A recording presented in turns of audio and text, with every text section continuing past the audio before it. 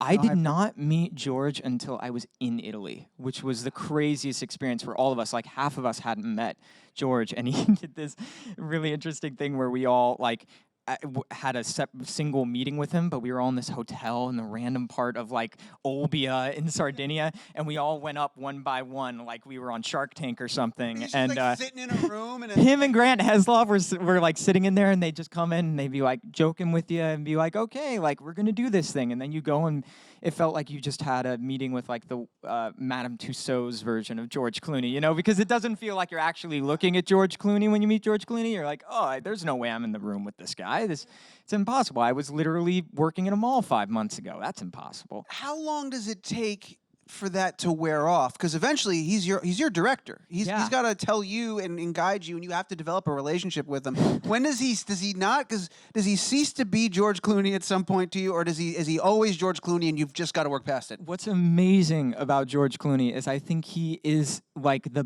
best person I've ever seen at knowing he's George Clooney. You know what I mean? Like and putting everyone at ease with the fact that he's George Clooney. So like he does this incredible job at like I just remember being on set and we'd be filming some scene and there'd be all these like old Italian extras around who are going, you know, oh, it's George Clooney, and they're like wondering what to do, and he just like smile and he come up to him with his phone. He has these two little twins that are like so young, and they were taking their first steps, and so a mall had like filmed them taking their first steps, which it's weird for me to even say a mall like casually, I guess.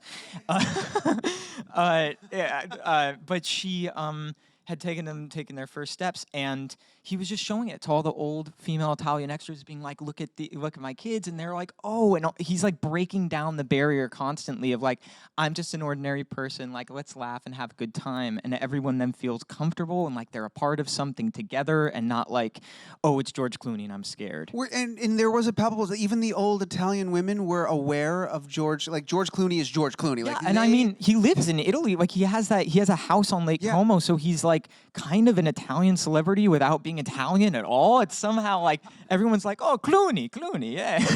Oh, you're doing it with Clooney, yes. It's amazing.